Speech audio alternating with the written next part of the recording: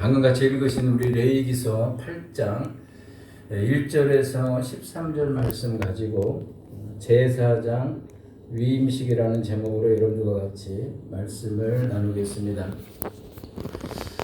히포의 그 아우구스티누스는 자신이 주교로 이제 서품 받은 그 기념일 설교에서 이런 말을 했습니다.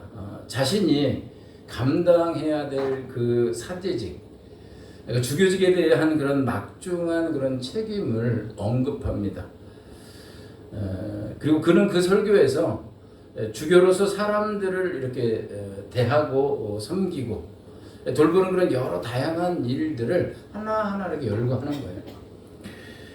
거기에 보면 이런 내용입니다. 불화를 일으킨 사람들을 꾸짖는 일, 낙심한 사람들을 위로하는 일, 연약한 자들을 붙들어주는 일, 덫에 빠지지 않도록 경계하는 일, 무지한 사람들을 가르치는 일, 나태한 사람들을 흔들어 깨우는 일, 그리고 주제에 넘은 사람들을 제자리에 두는 일, 그리고 다투기 좋아하는 사람들을 달래는 일, 그리고 가난한 사람들을 돕는 일, 이게 다 주교로서 그 목회자로서 해야 될, 감당해야 될 평상시의 일이었다라고 하는 겁니다. 이걸 보면서 그런 생각을 했어요. 그때나 지금이나 비슷비슷하다라는 생각을 했어요. 히포의 이 아우구스티누스가 거의 저희하고 한 1700년 정도? 그 정도 차이 나거든요. 되게 길죠, 멀죠. 근데도 그때 이제 목회했을 때 했었던 그런 일들은 지금의 일과 대동소이하다라고 하는 겁니다. 이렇게 여러 다양한 일들을 언급한 이 아우구스티누스는요, 이어서 이렇게 말합니다. 이처럼 설교하고 그리고 때로는 반박하고 때로는 책망하고 교화하는 일, 그리고 누구에게라도 언제라도 도움이 되어 주는 일, 이것은 큰 부담이며 나를 무겁게 누르는 짐이다. 이 아우구스티누스의 글은요, 하나님의 종으로서의 그 사역이, 그 사역을 감당하는 그 목회직이 정말 쉽지 않은 그런 일이다 라고 하는 것을 알려주고 있습니다. 오늘 말씀은 제사장 위임식을 소개하고 있습니다. 제사장은 어떤 직이냐면 바로 하나님과 그리고 인간 사이의 중간자입니다. 하나님과 인간 사이의 그 중보자, 중재자 역할을 하는 사람을 바로 제사장이라고 그렇게 하는 거죠. 이 제사장직에 누가 임명이 되어지냐면 바로 이스라엘 12지파 중에 레위지파, 그리고 레위지파 중에서도 소수의 사람들에게만 부여된 그런 직분이에요. 그래서 하나님과 인간 그리고 하늘과 땅을 이어주는 아주 중요한 그러한 역할입니다. 그리고 동시에 아주 어려운 일이었다라고 하는 겁니다. 히브리서 5장 4절에는 이 제사장 직분을 또 다르게 이렇게 평가를 하는데 뭐라고 평가하냐면 고귀한 직분이다. 그리고 참 영광스럽고 명예로운 직분이다라고 그렇게 이야기합니다. 그런데 오늘 이 위임식은 이렇게 영광스러운 자리, 이렇게 중요한 명예로운 그런 자리에 누구를 세워주셨다라고 이야기하냐면 아론을 세워주셨다라고 그렇게 말합니다. 그런데 아론은 우리들의 기억을 더듬어 보면 어떤 사람이냐면 바로 모세의 형이죠. 근데 모세의 형일 뿐만 아니라 이 아론은 아주 파란만한 그런 생애를 살았던 사람입니다. 그의 생애의 대부분은 훌륭했습니다. 칭찬받을 만한 그러한 일들을 많이 했죠. 근데 이 아론에게는 아주 치명적인 그러한 흠결이 있었습니다. 어떤 흠결입니까? 바로 대표적으로 백성들이 이집트에서 알았었던 그 우상과 비슷한 그런 송아지 우상을 백성들이 만들라고 하죠. 모세가 시내 산에 하나님을 뵈러 올라갔을 때에 그 시간이 길어진다라고 하면서 백성들이 우리가 섬길 가시적인 그러한 신을 만들어라 라고 하는 그런 그 말을, 그런 압력을 계속 행사했을 때 이 아론이 그것을 딱 잡아서 끊어내지 못합니다. 그것은 안 돼 라고 선을 분명하게 그어야 하는데 이 아론이 그렇게 하지 못하죠. 그들의 압력을 받아들여서 금송아지 우상을 만들었습니다. 그래서 이 이스라엘 백성들로 하여금 금송아지 우상 앞에서 절하고 숭배하고 뛰고 춤추게 하는 그러한 치명적으로 아주 무책임한 그런 지도력을 발휘했던 사람이 바로 아론입니다. 이것을 통해서 아론은 10가지 계명 중에서 제2계명을 아주 정면으로 위반한 겁니다. 즉 종교 지도자에게 있어서 아주 치명적인 그러한 잘못을 저지른 거예요. 이 사건 직후에 아론은 뒤로 물러납니다. 사역의 뒷전으로 빠지는 거예요. 그래서 출애굽기 40장에 기록된 성막 세우는 그런 일에서 아무런 그런 역할도 하지 않습니다. 이렇게 아론이 자숙하면서 그리고 하나님 앞에 회개하는 그러한 시간들을 성실하게 묵묵하게 보내나갔을 때에, 그럴 때 하나님은 그 회개하고 자숙하는 이 아론을 지켜보시는 거예요. 그래서 그 아론을 하나님은 부르십니다. 무엇으로요? 바로 대제사장으로 부르십니다. 하나님께서 종교 지도자로서 크게 실패했었던 아론에게 다시 한번 재기의 기회를 주신 겁니다. 아멘. 이게 바로 하나님의 은혜입니다. 여기서 우리는 하나님은 완벽한 사람을 쓰시는 분이 아니라는 사실을 알 수 있습니다. 잘난 사람, 그리고 대단한 사람, 그러니까 완벽하게 조건을 갖추고 있는 사람을 쓰시는 것이 아니라 실패한 사람, 그리고 평범해 보이고 흠이 있는 그러한 사람들을 버리지 않으십니다. 그들을 다시 사용해서 하나님의 목적을 이루어 나가시는 분이다라고 하는 사실을 우리들이 알 수 있습니다. 아멘. 이처럼 아론을 다시 재기할 수 있는 그러한 영광스러운 자리에 다시 세워주셨었던 하나님은 오늘 우리를 이 영광스러운 하나님의 제사장 자리에 세워주셨다라고 하는 사실입니다. 그것이 바로 베드로전서 2장 9절입니다. 그러나 너희는 택하신 족속이요 왕같은 제사장들이요 거룩한 나라요 그의 소유가 된 백성이니.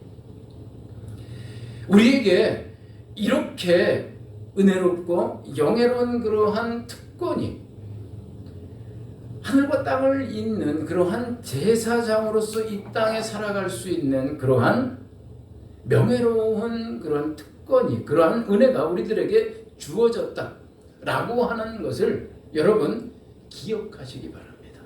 그리고 그것을 꼭 붙들고 살아가시기 바랍니다. 우리는 우리를 하나님의 제사장 자리에 세우시는 그 하나님의 은혜가 합당한 그런 은혜의 결실을 맺기 위해서, 그리고 우리가 이 땅의 제사장으로 살아가기 위해서는 우리가 감당해야 될 일이 있다는 사실을 오늘 본문은 말하고 있습니다. 그것이 바로 레위기 8장에 나오는 제사장의 3가지 취임 조건에 나와 있습니다. 그 첫 번째가 물로 씻어야 한다입니다. 6절입니다. 모세가 아론과 그의 아들들을 데려다가 물로 그들을 씻으시고, 모세가 아론과 그 아들들을 데려다가요 물로 그들을 씻겼습니다. 그리고 그들은 제사장이 되었습니다. 즉 물로 씻음을 받지 않고서는요 제사장이 될 수 없음을 말하는 겁니다. 이거는 출애굽기 29장 4절의 기록과 일치하는데, 출애굽기 29장 4절에 이렇게 말합니다.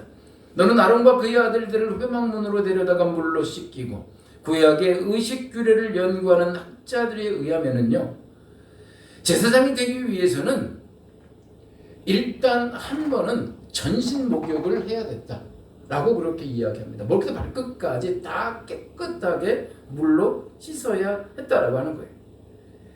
그리고 그 다음부터는 제사를 드릴 때마다, 그리고 불결함을 자신이 느꼈을 때, 그럴 때 제사를 드리기에 앞서서 손과 발을 씻었습니다.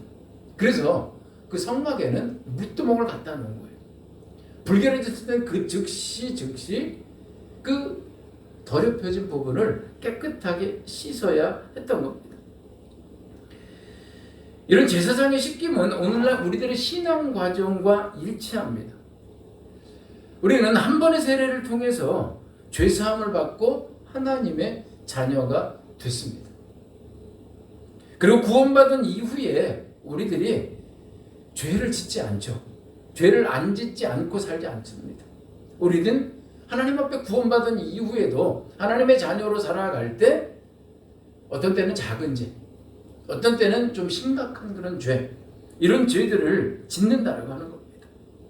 그럴 때마다 우리는 어떻게 해요? 날마다 회개로 처리하면서 우리는 우리의 죄를 정결하게 하는 거룩한 삶을 살아가게 됩니다. 우리 마음속에서 정결의식이 떠나지 않습니까? 그러면 하나님이 그를 더 이상 쓰시기 어렵습니다. 중요합니다. 무엇이 떠나면요? 우리 마음속에 정결의식이 떠나면 하나님이 더 이상 그를 쓰기가 어렵다라고 하는 거예요. 왜냐하면 마귀가 우리를 계속 공격한다라고 하는 겁니다. 너는 불결해. 너는 그것밖에 안 돼. 너는 그렇게 지저분한 사람이야. 너는 많은 죄가 있잖아. 그런 죄를 짓고 네가 하나님의 일을 할 수가 있겠어? 마귀는요, 우리를 공격하는 거예요. 우리를 불결하다고 정죄하는 것을 통해서 너는 하나님의 일을 할 수 없어 라고 그렇게 말합니다. 그래서 우리는 우리의 그런 불결한 부분들, 우리가 하나님 앞에 죄를 지은 그런 부분들에 대해서 진지하게 하나님 앞에 고백하는 것을, 그 회개를 통해서 하나님이 나를 용서하셨어. 내가 비록 죄를 졌지만 내가 진지하게 하나님 앞에 회개하는 것을 통해서 나는 깨끗해졌어 라고 하는 그런 정결의식을 회복하고 살아가야 하는 겁니다. 그럴 때 우리는 하나님 앞에 쓰임받는 그런 제사장 사역을 감당하는 그리스도인으로서 살아갈 수 있습니다. 우리 안에 죄가 많이 있는데, 이런 죄도 있고 저런 죄도 있는데 그 죄를 자꾸 방치한다? 그러면요, 하나님의 사역을 제대로 감당할 수 없다라고 하는 겁니다. 그래서 하나님의 제사장으로 부름받고 세움받은 우리들은 하나님 앞에 우리들의 상태를 거룩하게 정결하게 유지하는 그와 같은 정결의식을 갖고 한평생 살아갈 수 있어야 합니다. 이것이 바로 첫 번째 조건입니다. 제사장으로 살아가야 하는 두 번째 조건은 제사장의 의복을 입어야 하는 겁니다. 그것이 바로 7절과 9절입니다. 아론에게 속옷을 입히며 띠를 띄우고 겉옷을 입히며 에봇을 걸쳐 입히고 에봇에 장식띠를 띄워서 에봇을 몸에 메고 흉패를 붙이고 흉패에 우림과 둠밈을 넣고 그의 머리에 관을 씌우고 그 관 위 전면에 금패를 붙이니 곧 거룩한 관이라. 여호와께서 모세에게 명령하신 것과 같았더라. 제사장은 하나님께서 준비해 주신 특별한 옷을 입었습니다. 그 특별한 복장이 7절에서 9절에 소개되어지고 있는데 속옷이 있고요. 그 다음에 겉옷이 있습니다. 그리고 그 위에 허리띠로 묶었고요. 그 다음에 가슴에는 흉패를 달았어요. 그 다음에 그 12개의 보석과 그리고 머리관을 머리에 썼습니다. 이게 바로 제사장이 입어야 될 그러한 특별한 의복이었습니다. 이처럼 아론을 영광의 자리에 세워주시고 특별하고 거룩한 의복을 입혀주신 하나님께서는 신약시대 성도인 우리를 하나님의 제사장 자리에 세워주셨는데, 신약시대의 제사장인 우리는 어떤 옷을 입어야 할까라고 하는 겁니다. 신약시대를 살아가는 우리들은, 하나님의 자녀들인 우리들은 여러 가지 그런 옷들이 있겠죠. 대표적으로 두 가지 옷을 우리들은 입어야 합니다. 첫째로는 에베소서 6장 13절에서 19절입니다. 그러므로 하나님의 전신갑주를 취하라. 이런 악한 날에 너희가 능히 대적하고 모든 일을 행한 후에 서기 위함이라. 그런즉 서서 진리로 너희 허리띠를 띠고 의의 호심경을 붙이고 평안의 복음이 준비한 것으로 신을 신고 모든 것 위에 믿음의 방패를 가지고 이로써 능히 악한 자의 모든 불화살을 소멸하고 구원의 투구와 성령의 검 곧 하나님의 말씀을 가지라. 모든 기도와 간구를 하되 항상 성령 안에서 기도하고 이를 위하여 깨어 구하기를 항상 힘쓰며 여러 성도를 위하여 구하라. 우리가 하나님의 제사장으로 이 땅에서 살아갈 때 우리가 취해야 할 그러한 의복이 있어요. 첫 번째 의복은 무엇이냐면 바로 하나님의 전신갑주라고 하는 믿음의 전투복입니다.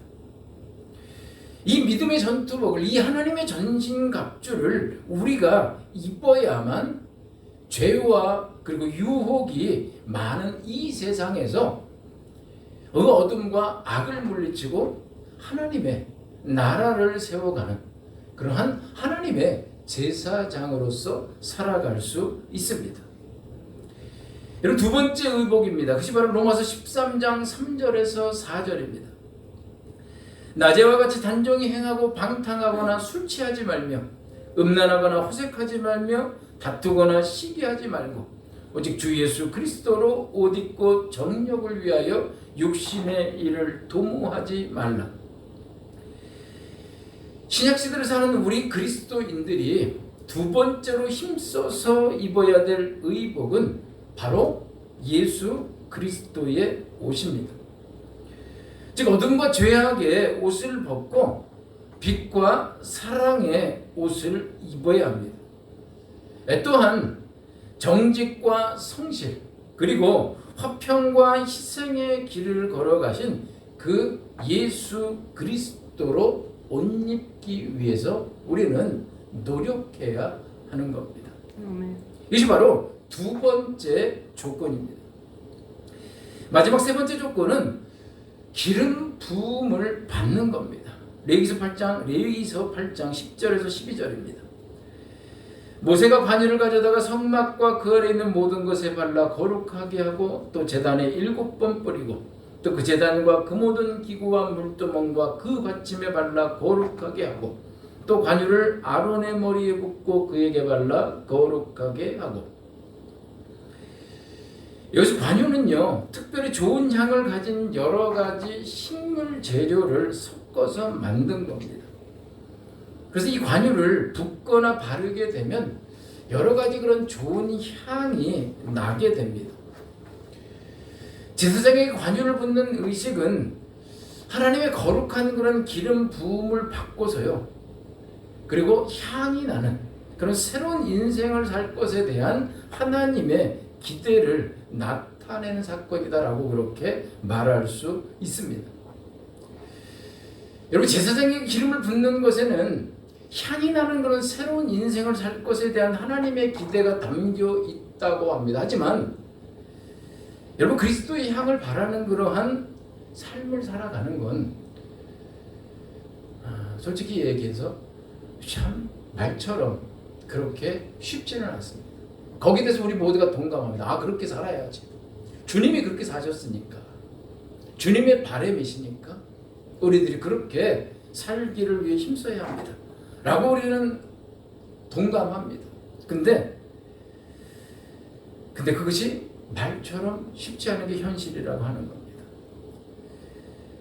우리의 힘과 노력이 뒷받침되어야 하지만 거기에는요, 분명한 한계가 있어요. 왜요?